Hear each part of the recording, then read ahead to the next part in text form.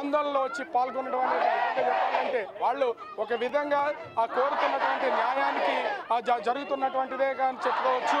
అదే ఇక్కడ ఖచ్చితంగా అయితే మనకు తెలుస్తున్నటువంటి పరిస్థితి అయితే ఉంది. ఎలాంటి డిమాండ్లకైనా ఇప్పుడైతే డాక్టర్లతో మాట్లాడుతున్నారు, అసలు వాళ్ళు ఏం డిమాండ్స్ చేస్తున్నారు, సెంట్రల్ ప్రొటెక్షన్ కావాలి, ఖచ్చితంగా వాళ్ళకి కావాల్సినటువంటి చట్టాలను తీసుకురావాలని చెప్తున్నటువంటి పరిస్థితి అయితే కనిపిస్తుంది. దీనికి అనుగుణంగా వీళ్ళైతే చేస్తున్నటువంటి పరిస్థితి అయితే కనిపిస్తుంది.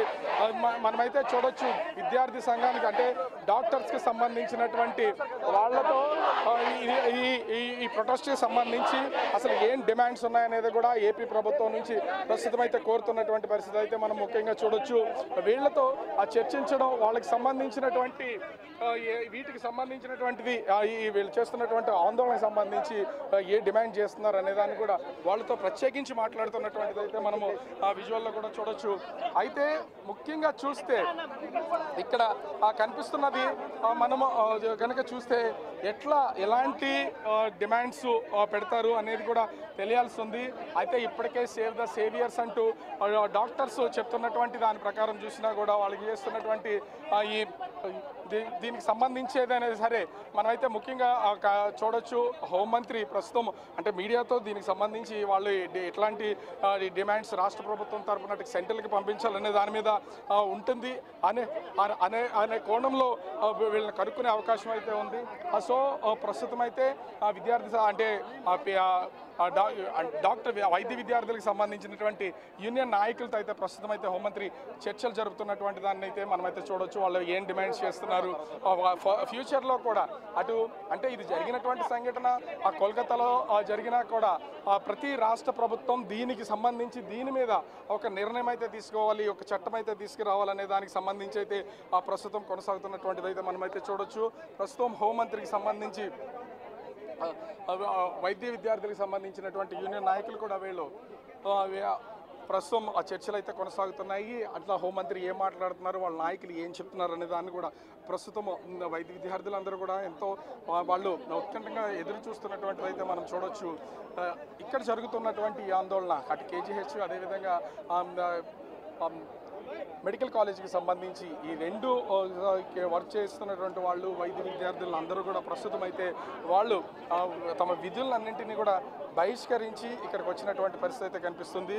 సో హోంమంత్రితో ముఖ్యంగా జరుగుతున్నటువంటి ఈ చర్చకు సంబంధించి మనమైతే వీళ్ళు చేస్తున్నటువంటి డిమాండ్ విషయంలో వాళ్ళ డిమాండ్లు ఎంతవరకు నెరవేరుతాయి ఏంటి అనేది ఇప్పుడు సెంట్రల్ చేయాల్సినటువంటిది సెంట్రల్ గవర్నమెంట్ ఇప్పటికే దీని మీద సిబిఐ దర్యాప్తు వేసినా కూడా ఇప్పటివరకు ఏ విధమైనటువంటి నిర్ణయం రిజల్ట్ అనేది వచ్చినటువంటి పరిస్థితి అయితే లేదు. సో దీన్ని దృష్టిలో ఉంచుకున్నటువంటి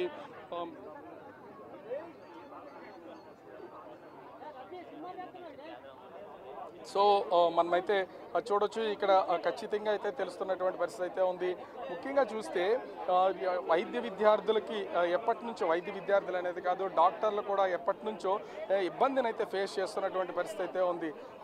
ఆ ఫేస్ చేస్తున్నటువంటి ఇబ్బందులు కొంతమంది ఆ పేషెంట్ తాలూకా బంధువులు కూడా దాడులు అయితే చేస్తూ ఉంటారు. వాటన్నింటినీ కూడా నుంచి రక్షణ కల్పించాలనేది వీళ్ళు చేస్తున్నటువంటి మేజర్ డిమాండ్. సో ఒక ప్రత్యేకమైనటువంటి చట్టం తీసుకురావాలి, ఆ చట్టానికి సంబంధించినటువంటిది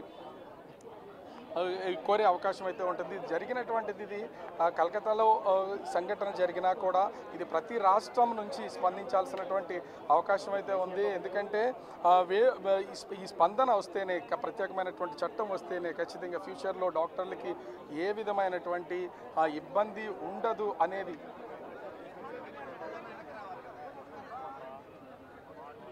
సో చూడొచ్చు. ముఖ్యంగా చూస్తే ప్రస్తుతం అయితే రాష్ట్ర హోంమంత్రి వంగల్పూడి అనిత ఈరోజు డాక్టర్లు చేస్తున్నటువంటి ఈ సమ్మెకి సంబంధించి అసలు ఎలాంటిది ఉంది, ఏం జరుగుతుంది, వాళ్ళకి ఏం హామీ ఇస్తారనేది కూడా తెలిసే అవకాశం అవుతుంది. కాకపోతే ఎలక్షన్ కోడ్ ఉన్నటువంటి నేపథ్యంలో ప్రస్తుతం హోంమంత్రి మాట్లాడతారా లేదా, వైద్య విద్యార్థులతో ఏ విధమైనటువంటి చర్చలు జరిపిన విషయాలు ఏ విధమైన విషయాలను చెప్తారు అనేది తెలిసే అవకాశం అయితే లేదు. ప్రస్తుతం వైద్య విద్యార్థులతో అటు ఇప్పుడు యూనియన్కి సంబంధించిన నాయకులతో మాట్లాడడంతో పాటుగా ప్రస్తుతం అయితే ఆ విద్యార్థులతో చర్చిస్తున్నటువంటిది కూడా మనమైతే చూడొచ్చు. కానీ వీళ్ళు ఒక్కటే సేవ్ ద సేవియర్స్, మాకైతే రక్షణ లేదు, రక్షణ కల్పించాలంటూ వీళ్ళైతే చెప్తున్నటువంటి పరిస్థితి అయితే కనిపిస్తుంది. సో హోంమంత్రి ప్రస్తుతం వీళ్ళతో జరుపుతున్నటువంటి చర్చల్లో అసలు ఏం మాట్లాడుతున్నారు, ఎందుకంటే ఇది వీళ్ళ మేజర్ డిమాండ్లో జరిగినటువంటి ఈ సంఘటనలో కలకత్తాలో జరిగినటువంటి వైద్య విద్యార్థినికి న్యాయం జరగడంతో పాటుగా భవిష్యత్తులో ఈ విధమైనటువంటి దాడులు జరగకుండా తమను తాము రక్షించుకోవాలి, దానికి సరైన న్యాయం కావాలని ప్రస్తుతం అయితే హోమ్ మినిస్టర్ యూనియన్ నాయకులతో చేస్తున్నటువంటి ఈ చర్చలు ఏవైతే ఉన్నాయో వాళ్ళతో ఆ సంఘీభావం తెలియజేయడానికి వచ్చి వాళ్ళతో మాట్లాడుతున్నది ఏదైతే ఉందో దానికి సంబంధించి అసలు ఏం మాట్లాడుతున్నారు ఏంటనే దానికి కూడా వైద్య విద్యార్థులు ప్రస్తుతము ఆతృతగా ఎదురు చూస్తున్నటువంటిది అయితే మనం చూడొచ్చు. ఒక హోంమంత్రి వైద్య విద్యార్థులు చేస్తున్నటువంటి ఈ ఆందోళనకి స్వయంగా వచ్చి పార్టిసిపేట్ చేయడంతో ఒక చిన్న ఆశ అనేది కూడా ఖచ్చితంగా వీళ్ళలో చిగురిస్తుందని చెప్పొచ్చు. ఇప్పటికే విద్యార్థులు వీళ్ళకైతే తెలియజేస్తున్నటువంటి పరిస్థితి అయితే ఉంది.